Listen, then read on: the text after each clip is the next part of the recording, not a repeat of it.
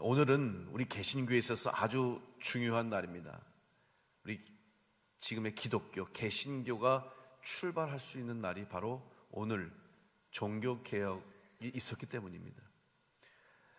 독일의 마틴 루터는 1517년 10월 31일 비텐베르크의 성교회의 정문에 95개조의 반박문을 붙였습니다. 사실 말이 반박문이지 그 내용을 보면 이제 당시의 사제였고 또한 신학교 교수였던 이 마틴 루터가 당시의 교회의 모습과 또한 교회 안에서의 복음, 또 교회를 이끌어가는 성직자들, 이런 모든 모습들이 정말 이것이 하나님 보시기에 맞는 것일까? 정말 이것이 진정한 복음인가? 교회인가? 아주 근본적인 질문으로부터 시작이 된 것입니다.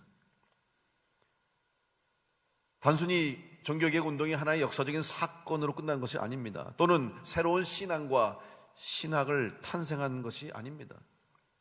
가장 중요한, 이 땅에 주님이 교회를 세우시고 우리를 구원해 주신 그 하나님의 은혜가 정말 이 땅에 온전하게 바르게 전해지고 있는가에 대한 질문으로부터 시작된 것입니다. 루터는 이 질문 앞에서 대답을 할 수가 없었어요. 이 복음이 진정한 복음인가? 지금 교회가 전하는 복음이, 교회에서 선포하는 진리가 주님 보시기에 맞는 것인가, 합당한 것인가라는 질문 앞에서 마틴 루터는 대답할 수가 없었어요.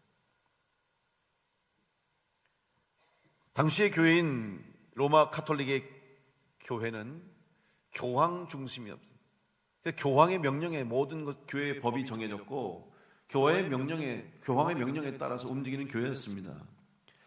당시만 해도 이미 오래전인 1343년에 교황 클레멘스 6세가 반포한 칙령이 하나 있었습니다. 그것이 뭐냐면 면죄부 발행을 허가하는 거예요. 그런데 이 면죄부가 무엇입니까? 면죄부라고 하는 것은 면죄부를 설명하기 위해서는 당시에 로마 가톨릭 교회에서 인정하고 있던 교리를 설명하는데 바로 연옥설입니다. 사람이 구원을 받아서 죄사함을 받으면 천국을 가는데 아직도 인간의 죄가 완전하게 사함받지 못한 사람들은 천국 가기 전에 연옥이라고 하는 곳에서 남아있는 모든 죄를 다 사함받고 그 후에야 천국 갈 수 있다. 논리로 보면 그럴듯하지 않습니까? 그런데 성경에는 그런 말씀이 없어요. 성경에 연옥은 없습니다. 구원받으면 천국 가는 것이고 구원받지 못하면 지옥 가는 거예요. 근데 그런 연옥설을 이제 이야기하고 교회에서 그걸 교리로 인정하면서 동시에 무엇을 허락했냐면 이제 가족들이나 형제자매 중에 혹시 누군가가 연옥이 있을 수 있다면 그 연옥에서의 시간은 고통의 시간입니다. 왜냐하면 죄를 씻어내기 위해서 지옥불 같은 불에 타는 그 불로 인간의 죄를 씻어야 되기 때문에 고통은 말할 수 없는 끔찍한 고통의 시간이라는 거죠. 그 시간이 채워져야만 천국 간다는 거예요.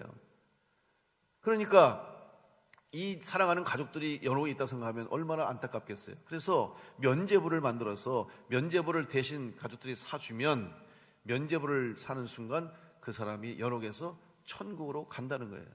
특별히 당시에 이 면죄부를 판매해서 로마 교황청이 베드로 대성당을 건축할 기금을 마련하고 또 자기들의 개인적인 또 정치 권력을 위한 그런 용도로 쓰기 위해서 이런 면죄부를 발행해서 판매하는 수익을 얻었어요. 근데 그래서 사람들을 세우는 거예요. 특별히 선동가들을, 연설가들을 세워서 사람들로 하여금 면죄부를 사도록 하는데 그 중에 1515년경부터 요하네스 테첼이라고 하는 이 면죄부를 판매하는 사람이 이런 말을 했다고 해요. 루터가 이 소리를 들으면서 참을 수가 없었던 거죠. 자, 여러분이 이 면죄부를 살 때 그 면죄부를 사고 동전을 그 동전함에, 헌금함에 집어넣는 순간 동전이 떨어지면서 땡그랑 하는 그 소리가 들리는 순간 바로 연옥에 있던 영혼이 천국으로 날아갈 것입니다. 얼마나 만화 같은 얘기고 말도 안 되는 얘기예요. 이렇게 선동을 하는 거예요. 이 이야기를 루터가 들으면서 너무나 괴로운 거예요. 정말 이것이 우리 교회가 할 일인가? 이것이 정말 복음인가? 진리인가? 교회에서 왜 일을 해야 되는가 하는 그런 질문을 하고 괴로워했던 것이죠. 결국 복음을 팔아버린 거예요. 복음을 돈에 파는 모습을 보게 된 것이죠. 여러분, 복음은 파는 것이 아니라 전하는 것인 줄로 믿습니다. 하나님의 복음, 은혜로 받은 것이기에 우리는 은혜를 받은 자로서 복음을 전해야 되는 것이에요.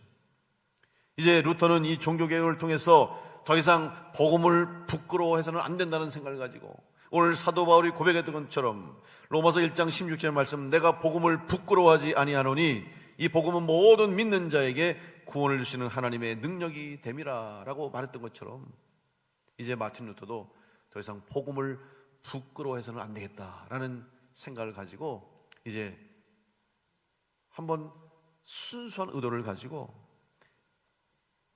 신학 교수로서 사제로서 한번 이 문제를 우리가 한번 생각해 봅시다. 그리고 이 문제를 한번 고민해 봅시다. 그런 의도로 95개조의 논제, 질문을 던지게 된 것입니다. 처음부터 마틴 루터는 개혁을 위해서 혹은 이 일로 인해서 전 독일과 유럽 지역에 큰 개혁의 불씨가 일어나길 기대하지 않았어요. 그냥 순수한 의도로, 순전한 마음으로 그는 그 일을 시작했던 거예요. 복음을 들음으로 죄인된 우리들이 구원을 받을 수 있다는 것이죠. 그런데 이 복음을 지금 부끄러워하는 상황이 됐다는 것을 한탄했던 것입니다. 복음을 왜곡하고 진리를 부끄럽게 했던 가톨릭 교회의 신앙과 신학을 과감히 벗어버리고 진리의 복음으로 교회를 새롭게 하고 영혼을 구원하기를 원했던 것입니다. 오늘 이 개혁의 신앙이 바로 오늘 우리 개신교, 기독교의 신앙의 근간이 됨을 믿고, 이건 너무나 자연스러운 일이고 당연한 일입니다. 왜? 복음을 복음으로 전해야 되고 복음을 복음으로 받아야 되는데 그렇게 하지 못한 것에 대한 잘못과 반성과 회개가 있어야 된다는 것입니다. 오늘 이 땅에 구원을 주시는 예수 그리스도의 십자가의 복음이 오늘 우리 교회와 여러 모든 성도님들의 심령 가운데 살아 역사할 때 주님이 세우신 교회와 구원받는 성도로서 우리는 온전한 믿음의 길을 가게 될 줄로 믿습니다. 이제 마틴 루터가 외쳤던 종교개혁의 그 외침을 통해서 500여 년이 지난 지금 다시 한번 오늘 우리의 믿음과 신앙, 우리 교회의 모습을 돌아보면서 정말 주님이 기뻐하시는 교회, 주님이 원하시는 교회, 하나님이 우리에게 주신 은혜를 누리고 있는지, 복음이 진리로서 그 사명을 감당하고 있는지를 돌아보면서 한번 우리의 신앙 또 우리의 믿음을 다시 한번 새롭게 하는 은혜가 있기를 간절히 축복합니다. 특별히 마틴 루터가 종교개혁을 진행하면서 5가지의 원리를 내세웠고 그 중에서 3가지 원리를 중심으로 해서 종교개혁을 진행했어요. 이 3가지의 원리를 통해서 오늘 우리는 우리의 신앙과 믿음과 복음과 진리를 바로 알 수 있을 겁니다. 자, 그렇다면 첫 번째 원리가 무엇입니까? 종교개혁의 첫 번째 원리는 솔라 스크립트라, 오직 성경으로, 오직 말씀으로 구원받고 오직 말씀으로 믿음을 지킬 수 있다는 겁니다. 성경만이 구원을 위한 기독교 신앙과 믿음의 근본이며 뿌리입니다. 성경 외에는 우리에게 구원을 가르쳐주는 진리의 말씀이 없습니다. 이 성경은 사람의 생각과 말이 아닙니다. 바로 성경은 살아계신 하나님의 말씀인 줄로 믿습니다. 여러분이 이 사실을 믿고 성경을 읽게 되시기를 간절히 축복합니다. 이 세상을 구원하기 위한 하나님의 구원의 역사를 기록한 책이 바로 성경입니다. 지나간 역사를 기록한 역사책으로 끝나서는 안 됩니다. 이 성경은 지금도 살아서 우리 가운데 역사하시는 성령의 능력을 전해주는 책이요, 하나님의 말씀으로 믿는 자에게 하나님이 함께 하시는 은혜가 있는 책인 줄로 믿습니다. 따라서 성경을 읽는 것은 지식을 얻는 것으로 끝나는 것이 아니라 성경을 읽음으로 우리는 능력을 얻게 되는 것입니다. 디모데후서 3장 16절로 17절의 말씀을 보면 모든 성경은 하나님의 감동으로 된 것으로 교훈과 책망과 바르게 함과 의로 교육하기에 유익하니 이는 하나님의 사람으로 온전하게 하며 모든 선한 일을 행할 능력을 갖추게 하려 함이라.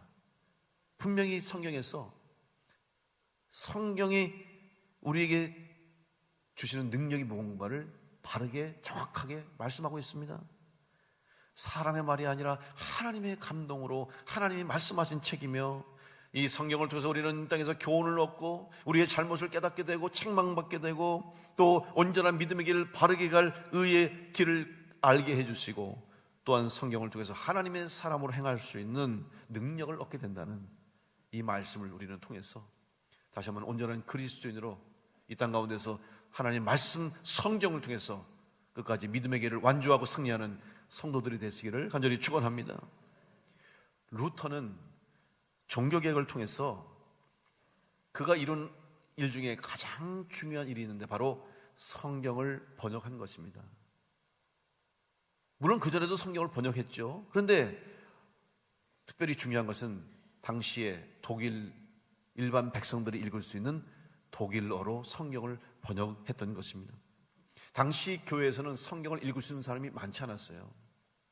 왜냐하면 그 당시에 쓰였던 성경은 라틴어 번역본입니다.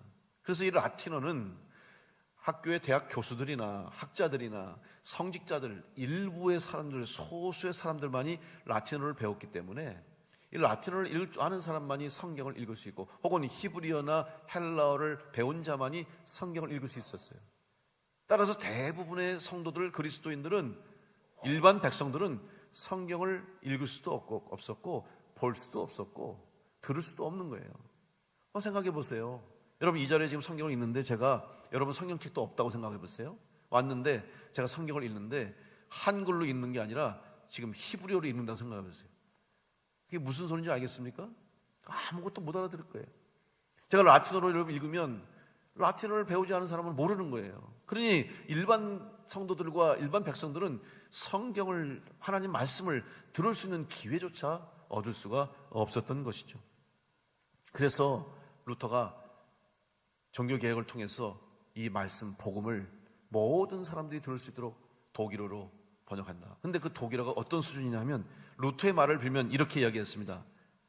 교회 엘리트나 혹은 학자들이 들을 수 있는 것이 아니라 집안의 어머니, 길가의 아이, 시장의 백성들이 듣고 읽고 이해할 수 있는 언어로 복음을 전하기 위함이다. 그래서 모든 사람이 누구든지 읽을 수 있도록 성경을 번역하기 시작했어요. 그래서 1522년에 독일어 신약 성서를 번역했고, 1534년에는 구약, 신약, 외경까지 포함한 완전한 성경을 독일어로 번역을 마쳤어요. 근데 여러분, 이 독일어를 번역하는 과정 속에, 그러면 루터가 처음부터 내가 종교개혁을 하면서 성경을 번역해야지 생각하지 않았어요. 아니면 이전에, 종교개혁이 시작되기 이전에 그가 사제로서 혹은 교수로서 내가 독일어로 성경을 번역해서 많은 백성들에게 성경을 읽게 해야 되겠다라는 생각을 하지 않았어요. 또 그렇게 할 수도 없는 상황이었어요. 그런데 본인은 원치 않았어요. 아까 말씀드린 것처럼 95개조의 논조, 반박문을 붙였을 때는 이 마틴 루터의 생각에는 한번 이 문제를 가지고 토론하고 고민하고 어떤 학자로서, 교수로서 어떤 그런 차원에서 생각했는데, 여러분, 하나님이 루터를 통해서 역사하신 거예요. 그 일을 하게 하셔서 독일을 비롯한 유럽 전역에 개혁의 불길을 일으키는 불씨로 쓰신 거예요. 루터는 생각지도 못했어요. 갑자기 반응이 일어나는 거예요. 특별히 여러분, 당시에 구텐베르크가 금속 활자를 발명했어요. 발명한 지 얼마 안 됐을 때예요. 그러니까 인쇄로 보급이 되는 건데, 그전에는 인쇄가 되지 않았을 때는 어땠습니까? 다 일일이 썼잖아요. 편지로 쓰고 손으로 쓰고. 그러니 얼마나 오래 걸렸겠어요. 생각해 보세요. 뭘 하나를 편지를 쓰는데 그거를 혼자서 써서 복사하려면 하루 종일해도 몇 장 못했을 거예요. 그런데 인쇄술이 나오니까 루터의 95개조의 반박문이 막 인쇄로 되면서 독일을 비롯해서 유럽 전역으로 퍼지기 시작하는 거예요. 걷잡을 수 없는 반향이 일어나기 시작하는 거죠. 그러면서 루터가 이제 종교개혁의 한 중심에 서게 되는 것이죠. 그런데 결국 그 내용은 뭡니까? 로마의 교황청과 로마의 교황에 대적하는 거예요. 도전하는 거예요. 당시의 로마 교회와 교황청은 교황이 내린 칙서나 또한 로마 교회에서 인정한 법 외에는 절대로 인정하지 않습니다. 그래서 반박하거나 혹은 다른 신앙과 다른 신학을 이야기하는 사람들은 대부분 재판을 통해서 처형하는 그런 시대였어요. 지금 루터도 마찬가지예요. 결국은 루터도 처형당할 수 없는 위기에 처했는데 하나님의 도우심으로 지금 피신하게 됐어요. 독일은 지역 중심, 성 중심이었어요. 그래서 제후들이 그 지역을 다스렸어요. 그래서 누가 어떤 제후, 어떤 공작, 어떤 귀족이 그 지역과 성을 다스리냐에 따라서 다른 그런 사회였는데 마침 루터를 돕는 제후가 이제 루터가 이렇게 어려움을 당하니까 그를 피신시켜서 보호해주게 된 것이죠. 근데 그 보호한 곳이 어디냐면 바로 바르트프루크라는 성에서 숨어 지냈는데 자기의 이름도 가명으로 쓰고 변장을 하고 수염을 기르고 모자를 쓰고 그래서 전혀 다른 사람처럼 숨은 채로 자기의 신분을 감춘 채로 살아갈 수 없는 그런 시간이 있었어요. 바로 그때 루터가 성경을 번역했어요. 그 바르트프루크의 성에 가면 지금도 가보면 그가 기거했던 저 성의 구석에 꼭대기 가보면 골방이 하나 있는데 거기에 루터의 방이 있어요. 거기서 성경을 번역했어요. 저도 거기에 가본 적이 있어요. 그랬더니 그 방에 그 책상이 남아있고 루터가 성경 번역했던 자리가 있는데 벽에 보면 말이죠. 벽이 흰 이 석고치를 한 벽인데 거기에 잉크 자국이 쫙 뿌려져 있어요. 이게 루터가 성경을 번역하다가 잉크를 뿌린 거예요. 왜 뿌리냐면 얼마나 마귀들이 와서 악령들이 와서 방해를 하는지 막 사탄아 불러가라 그러고 귀신아 불러가라 그러고 그냥 막 성경 번역하다 말고 잉크를 막 뿌린 거예요. 그만큼 성경 번역하는 일이 영적 싸움이었고 또 개인적으로 얼마나 힘들었을까요? 근데 한번 여러분 생각해 보십시오. 만약 루터가 이런 어려운 상황에 처해 있지 않고 피신하고 도망하고 도망자로 은둔자로 숨어있는 고통의 시간, 괴로움의 시간이 없었다면 아마 이런 성경 번역의 기회가 없었을 거예요. 루터는 예상하지도 못했고 계획하지도 않았고 알지도 못했지만 하나님은 루터를 통해서 이런 고난의 힘든 자리에 있게 하시면서 성경을 번역하게 하시고 복음을 독일 유럽의 많은 사람들에게 알게 하는 하나님의 기회로 삼으신 줄로 믿습니다. 여러분, 오늘 여러분의 인생과 여러분의 삶 가운데 혹시 알 수 없는 어려움, 이해할 수 없는 힘든 시간, 왜 나에게 이런 고통이 오고 나에게 왜 이런 시련이 오는지, 왜 이런 환난이 찾아오는지 여러분 이해할 수 없을 때 여러분 하나님의 뜻을 구할 수 있기를 간절히 축복합니다.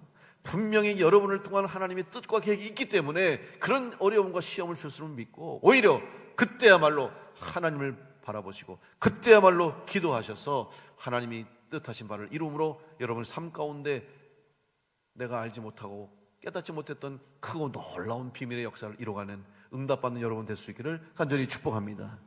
바로 말씀을 통해서 이 땅에 온전한 구원의 역사, 복음의 역사가 시작하게 된 것이죠. 그래서 루터를 통해서 성경이 번역되면서 많은 사람들이 말씀을 읽게 되면서 은혜를 받고 또 말씀을 통해서 구원을 받고 더 많은 사람들이 신앙에 성장하는 온전한 그리스도인으로 자라나는 역사가 있게 되는 거예요. 로마서 10장 17절 말씀처럼 그러므로 믿음은 들음에서 나며 들음은 그리스도의 말씀으로 말미암았느니라. 말씀이 선포되면서 말씀이 전해지면서 복음이 전해지면서 놀라운 구원의 역사들이 있게 된 것이죠. 사랑하는 성도 여러분, 여러분 하나님 말씀을 더 귀중히 여기고 소중히 여기고 가까이 하시고 말씀을 열심히 읽으셔서 더 은혜 가운데 믿음으로 살아갈 수 있기를 간절히 축복합니다. 말씀은 살아계신 하나님의 능력이 됨을 믿고 성경 말씀을 늘 가까이 하는 여러분 될 수 있기를 간절히 축복합니다. 두 번째로 종교개혁의 원리는 오직 믿음으로 솔라 피데라고 하는 이 외침이 있었어요. 마틴 루터는 오직 믿음으로만 구원받는 것을 강하게 외친 거예요. 왜냐하면 당시에는 로마 교회에서는 믿음 외에도 공로를 강조했어요. 선행을 해야 되고 무언가를 해야만, 내가 무언가를 해야만 구원을 얻을 수 있다고 하는 그런 잘못된 가르침이 있었다는 것이죠. 오늘 우리의 구원은 사람의 행위나 공로로 인한 것이 아님을 우리는 분명히 알아야 됩니다. 오직 의인은 믿음으로 말미암아 살리라 함과 같은 말씀처럼 우리가 구원받은 이유는 오직 하나, 예수 그리스도를 믿는 것으로 구원받은 줄로 믿습니다. 여러분 무엇을 믿는 거예요? 우리 예수님 믿는 거예요. 예수님 때문에 구원받은 거예요. 예수님이 십자가에서 우리의 죄를 대속해서 십자가에서 내 대신 죽으심으로 내 죄가 사함받고, 주님이 십자가 다시 살아나심으로 우리가 다시 부활할 수 있는 소망을 가지고, 영생의 소망을 가지고 살아갈 수가 있는 거예요. 다른 이유가 없어요. 예수 그리스도의 은혜로, 예수님이 십자가에 흘리신 보혈로, 그 공로로 우리가 은혜를 받고 구원을 받은 거지, 우리의 업적, 우리의 공로, 우리의 노력이 아님을 우리는 깨달아야 할 줄로 믿습니다. 하나님께서 우리를 죄 가운데 구원해 주시기 위해서 예수 그리스도를 보내주셨습니다. 그래서 하나님이 이 세상을 사랑하사 독생자를 주셨으니 누구든지 그를 믿으면 멸망하지 않고 영생을 얻게 하려 하심이라. 하나님이 예수님을 보내주셨고 우리는 그 사실을 믿기만 하면 되는 거죠. 그게 바로 믿음이라는 것입니다. 그래서 루터의 종교개혁 원리의 네 번째 원리는 뭐냐면 오직 그리스도라고 하는, 그러니까 결국 오직 믿음으로는 오직 그리스도와 연결되는 거예요. 뭘 믿느냐? 그리스도만 믿는 것이다. 그리스도만이 구원의 길이라 하는 것이죠. 예수님 말씀하셨습니다. 요한복음 10장 7절로 9절에 보면, 그러므로 예수께서 다시 이르시되 내가 진실로 진실로 너희에게 말하노니 나는 양의 문이라. 나보다 먼저 온 자는 다 절도요 강도니 양들이 듣지 아니하였느니라. 내가 문이니 누구든지 나로 말미암아 들어가면 구원을 받고 또는 들어가며 나오며 꼴을 얻으리라. 지금 예수님이 하신 말씀인데, 제자들에게 지금 예수님이 십자가 길을 가시기 전에 제자들에게 주신 말씀이에요. 마지막 가르침의 말씀이에요. 근데 뭐라고 했습니까? 나는 양의 문이라. 당시에 이스라엘의 이 목자들은 양을 데리고 이제 풀이 있는 곳으로 이동하면서 양들을 길렀어요. 그래서 좋은 풀이 있는 곳에 가서 양들이 다 풀을 먹으면 또 다른 곳으로 이동시켜서 이렇게 유목민의 삶을 살았는데, 그래서 풀밭이 있는 야외 들판에 가면 임시로 만들어낸 우리가 있어요. 돌로 이렇게 동그랗게 원을 만들어서 우리를 만들어 놓고 그 문이 있어요. 그 문에 바로 목자가 앉아서 밤을 지새고 거기서 자는 거예요. 왜냐하면 양들이 우리에 들어왔어도 만약에 문 앞에 목자가 없으면 양들이 나와서 도망치고 헤맬 수도 있어요. 그러면 맹수에게 먹혀 죽습니다. 혹은 늑대나 일이나 맹수들이 그 문을 통과해서 양들을 물어 죽이는 거예요. 잡아먹는 거예요. 그래서 반드시 양의 그 우리의 문 앞에는 양의 문이 있는데 그 문에 바로 목자가 앉아 있는 거예요. 그래서 양을 지키고 맹수를 지키고 맹수를 쫓아내고 보호하는 거예요. 여러분, 예수님께서 우리의 양의 문이 되신 줄로 믿습니다. 여러분을 지켜주시는 거예요. 우리가 잠들었을 때도 주님은 지켜주시고 우리를 보호해 주시는 거예요. 주님이 없으면, 예수님이 없으면 우리는 구원받을 수가 없다는 사실이죠.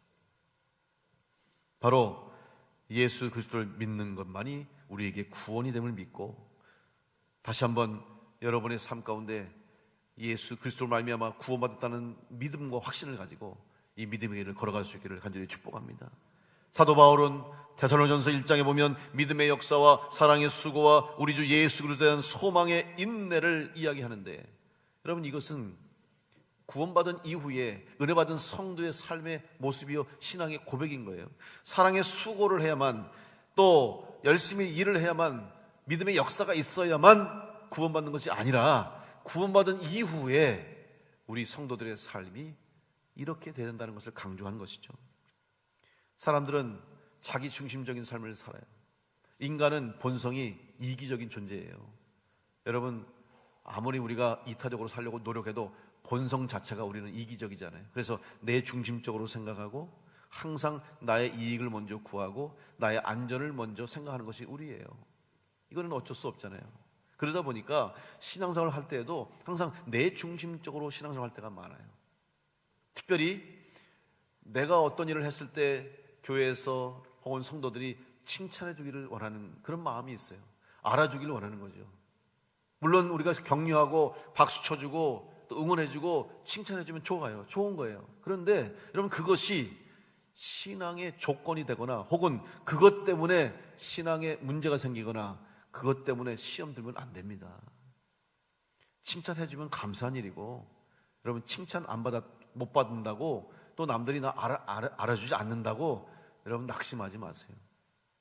진짜 중요한 것은 우리가 주님 앞에서, 하나님 앞에서 인정받고 칭찬받아야 될 줄로 믿습니다. 세상에서는, 교회에서는 박수받고 칭찬받고 그러다가 주님 앞에 섰는데 주님께서 나는 너를 모른다고 그러면 어떡할 거예요? 얼마나 두렵습니까? 얼마나 무섭습니까? 그런데 세상에서는 사람들이 알아주지 않아도, 교회에서는 칭찬받지 못했어도 내가 내 사명 감당하고 내 믿음의 길을 다 가고 마지막 주님 앞에 섰을 때 주님이 안아주시고 인정해 주시고 잘했다 칭찬하시면 그게 바로 승리하는 줄로 믿습니다. 여러분, 사람 때문에 낙심하지 마세요. 종종 보면 신앙생활 하다가 다른 사람 때문에 실망하고 낙심해서 교회를 나오지 못하고 또 믿음을 잃는 분들이 종종 있어요. 이해는 해요. 아유, 어떻게 저런 사람이 교회를 다녔나? 저런 사람이 있으면 나 교회 가기 싫어. 야, 어떻게 저런 사람이 예수를 믿어? 야, 저런 사람이 교회 집사, 권사, 장로야? 심지어는 저런 사람이 목사야? 그러니까 실망이 되는 거예요. 그래서 교회 안 가고, 그래서 예수 안 믿는다는 거예요. 여러분, 그건 믿음이 아니에요. 우리는, 인간은 약한 존재예요. 완전하지 못해요. 죄인이잖아요. 실수할 수밖에 없어요. 그렇다고 그 사람 때문에 왜 우리가 믿음을 버립니까? 오히려 인정하고, 우리 약함을 인정하고 깨닫고 사람 바라보지 말고 주님 바라봐야 될 줄로 믿습니다. 우리가 예수님 믿는 거지 사람 믿는 거 아니잖아요. 예수님 믿는 거지 목사 믿는 거 아니에요. 물론 우리 믿음 성도들이 온전한 믿음의 길을 가야 되겠죠. 그러나 설령 사람들 때문에 실망하고 낙심해서 은혜 받지 못하는 일이 없도록, 믿음의 길을 벗어나는 일이 없도록 여러분, 주님만 바라보고 예수님만 믿으시고 하나님만 바라보는 여러분 될 수 있기를 간절히 축복합니다. 바로 우리 신앙은 믿음의 대상이 바로 세워져야 돼요. 당시의 천주교는 이 믿음의 대상이 잘못됐었어요. 그럼 아마 천주교 성당을 가보신 분들은 알 거예요. 또 여행하시면서 유럽이나 이런 곳에 가면 대부분 여행지가 성당이 많이 있어요. 그런데 가보면 많은 형상들이 있어요. 뭐 교황의 형상, 동상도 만들어 놓고, 또 천주교는 성인들이 있습니다. 그래서 순교한 사람들이나 업적을 세운 성인들도 있고, 그런데 그런 사람들의 형상이나 동상을 세워놨어요.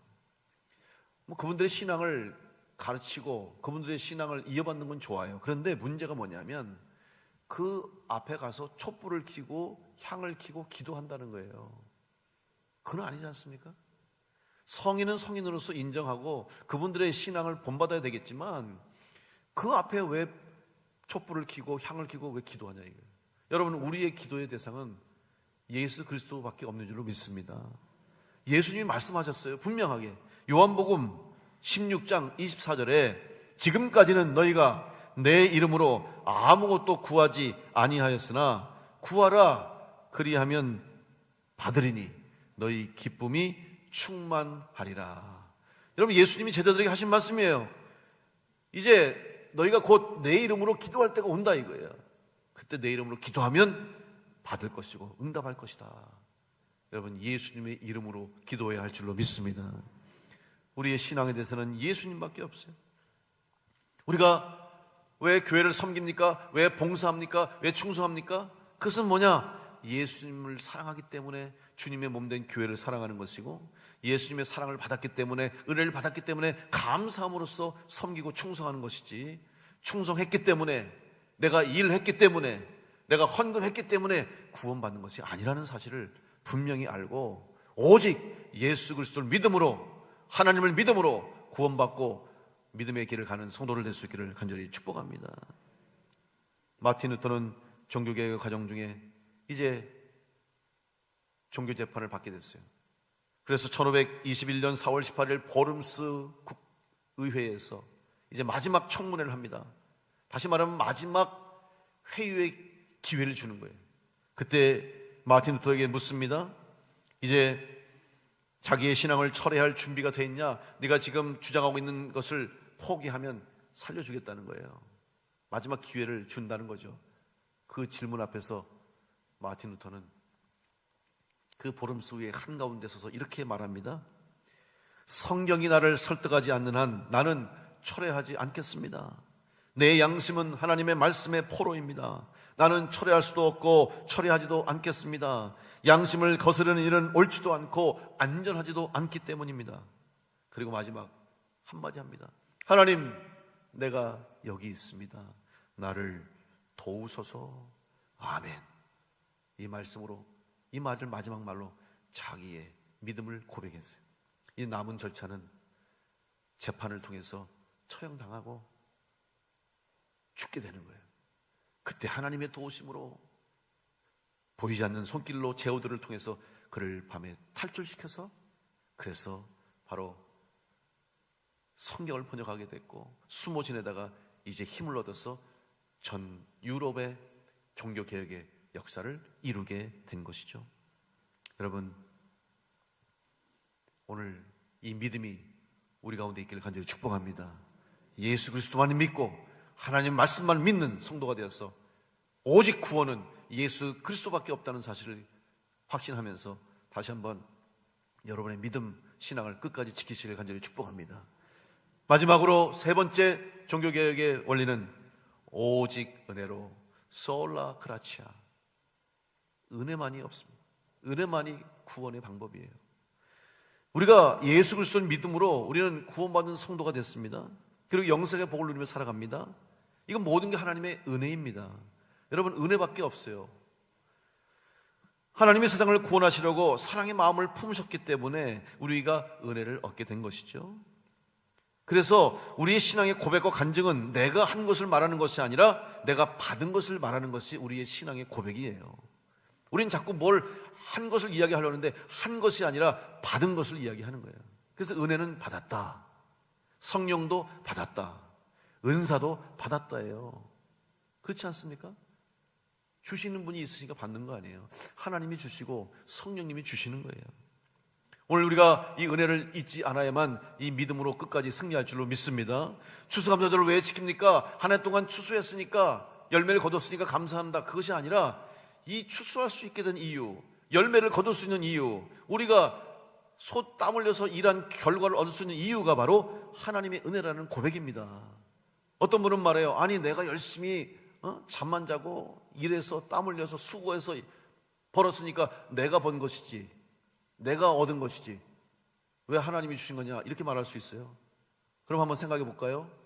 자, 농사 짓는 사람이 열심히 씨를 뿌렸어요, 나무를 심었어요, 열매를 거둬야 되는데 비가 안 오면 어떻게 돼요? 말라 죽는 거예요. 아니면 비가 계속 비만 와, 다 썩어 죽어요. 하늘만 바라보는 거예요. 여러분, 옛날 농경사 사람들은 하늘만 바라봤어요. 왜? 사람의 힘으로 할 수 없다는 걸 알기 때문에. 오늘 여러분, 하나님이 하늘을 만드시고 하나님이 바다를 만드시고 오늘 우주 만물을 만드신 분인 줄로 믿습니다. 그래서 우리는 창조주 하나님의 신앙이 있는 거예요. 그렇다면 모든 게 하나님의 은혜로 주신 거라는 고백이 나올 수밖에 없죠. 여러분이 열심히 일할 수 있다면 어떻게 합니까? 건강이 있어야 돼요. 생명이 있어야 돼요. 여러분, 생명 누가 주셨습니까? 하나님이 주셨잖아요. 살게 하신 분 하나님이세요. 그러면 내가 살아서, 일해서, 땀 흘려서, 수고해서 얻은 것 하나님이 주신 거예요. 이 믿음이 있어야 되는 거예요. 착각하시면 안 돼요. 우리는 종종 내가 주인처럼 살려고 할 때가 많아요. 저희 집사람이 항암 치료 끝내고 이제 어느덧 1년이 또 지났어요. 그래서 지금 2년이라는 세월을 보냈는데 저희가 이 암의 치료 과정을 겪으면서 깨달은 게 있어요. 그게 뭐냐면, 모든 게 하나님의 은혜구나. 사는 것도 하나님이 주신 은혜고 일상의 삶을 우리가 너무나 당연하게 여겼다는 거예요. 사실 머리로는 알고 있었어요. 생각으로는 알고 있었어요. 하나님의 은혜입니다. 생명의 주인이 하나님이십니다. 매일매일 살아가는 게 하나님의 은혜입니다. 고백은 했지만 이게 피부로 느껴지지 않았어요. 그리고 때로는 너무 당연하게 여겨졌어요. 그런데 막상 아프고 나니까요. 그리고 이런 결국은 뭡니까? 죽음이 눈앞에 와 있는 것을 경험하는 거잖아요. 죽을 수도 있겠구나. 내가 결국은 죽을 수 있는 존재구나를 정확하게 깨닫는 거예요. 그 순간 모든 게 감사한 거예요. 밥을 먹는 것도 감사하고, 잠을 자는 것도 감사할 일이고, 숨을 쉬는 것도 감사하는 거고, 하루의 일상의 삶을 사는 것, 가족들과 함께 있는 것, 어디를 가는 것, 누구를 만나는 것, 예배를 드리는 것, 기도하는 것, 이 모든 게 다 감사가 되는 거예요. 이게 은혜구나라는 걸 깨달으시는 거죠. 여러분, 달라진 건 하나도 없어요. 그전부터 해왔던 일이고 똑같은 일이고 살아가고 있는 건데 왜 깨닫지 못했느냐? 죽음이 멀리 있는 것처럼 생각된 거예요. 나랑 상관없는 것처럼 생각된 거예요. 여러분, 사실 우리는 다 시한부의 인생을 살고 있지 않습니까? 왜 아닌 것처럼 생각하세요? 여러분, 죽지 않고 영원히 살 수 있는 사람 있어요? 한번 손 들어보세요. 죽지 않고 영원히 살 수 있는 분, 그분을 믿겠습니다. 저도 없어요. 세상에 어느 누가 영원히 삽니까? 없어요. 다 죽어요. 그러면 언제 죽어요? 모르죠. 우리는 언제 죽을지 몰라요. 그런데 우리는 왜 자꾸 막연하게 내일도 살 수 있겠지, 모레도 살 수 있겠지, 한 달 뒤, 1년 뒤, 10년 뒤, 50년 뒤, 모르는 거예요. 우리의 소관이 아니에요. 하나님께 달려있는 거예요. 따라서 우리는 다 그걸 안다면, 그걸 깨닫는다면 지금 하루하루가 소중하고 하루하루가 귀하고 순간순간이 감사해야 할 줄로 믿습니다. 이걸 알면서도 우리가 깨닫지 못하고 사는 거예요. 다시 한번 여러분 삶 가운데 여러분 하루하루 살아가시면서 순간순간 살아가면서 이 은혜를 기억하시고, 하나님의 은혜, 생명 주신 은혜, 비록 부족하지만 나에게 주신 은혜, 건강, 지금 내가 살아가고 있는 삶을 돌아보면서 감사가 끊이지 않는 여러분 될 수 있기를 간절히 축복합니다. 여러분, 우리의 마지막 결론은 뭡니까? 하나님이 하셨습니다. 모든 것이 하나님의 은혜입니다. 이 고백이 여러분의 고백이 되어야 할 줄로 믿습니다. 감리교 장시한 존 웨슬리 목사님은 마지막 임종의 순간에 이 말씀을 하시고 삶을 마치셨어요. 무엇보다 가장 좋은 것은 하나님이 우리와 함께 계신다는 것입니다. 그리고 한 번 더 하늘을 향해서 손을 드시면서 무엇보다 가장 좋은 것은 하나님이 우리와 함께 계시는 것입니다. 그리고 천국 가셨어요. 여러분, 얼마나 멋있습니까? 우리 모두도 마지막에 하나님 감사합니다, 하나님 여기까지 살게 하신 것 감사하고 제가 살아온 모든 것 하나님의 은혜입니다, 여러분 이 고백을 하시고 하나님 나라 가시기 바랍니다. 근데 마지막 순간에 발악을 하고 악을 쓰고 원망하고 한탄하고 그러면 되겠습니까? 지금까지 살아온 게 은혜인데, 지금까지 여기까지 온 게 은혜인데 감사하고, 그리고 천국 가게 됐으니 천국 소망하면서 기쁨으로 천국 가야죠. 근데 그게 쉽지 않은 일이에요. 여러분, 기도하세요. 이 마지막을 위해서 기도하십시오. 기도한 대로 될 줄로 믿습니다. 기도하면 되더라고요. 기도하면 돼요. 한번 또 이번에 감사로 또 받으셨죠? 써보세요. 여러분이 몰랐던 나에게 이미 이루어진 기도의 제목들이 얼마나 많은지를 깨닫게 될 거예요. 한번 감사의 제목들을 써보세요. 내가 벌써 이런 응답을 받았네, 내가 이런 하나님의 응답이 있었는데 잊고 있었네, 깨닫게 될 거예요. 여러분, 하나님의 은혜, 예수 그리스도의 십자가의 은혜를 잊지 않고 기억함으로 감사함으로 승리하는 여러분 될 수 있기를 간절히 축복합니다.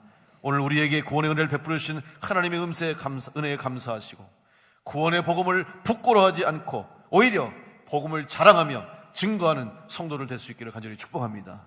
오직 말씀으로, 오직 믿음으로, 오직 은혜로 우리 주 예수 그리스도의 십자가의 복음을 자랑하고 증거하여 복음의 능력으로 세상을 이기며 승리해서 마지막 주님 오시는 그날까지, 하나님 앞에 서는 그날까지 믿음으로 승리해서 하나님 앞에 영광 돌리며 승리하는 복된 성도를 다 될 수 있기를 간절히 축원합니다.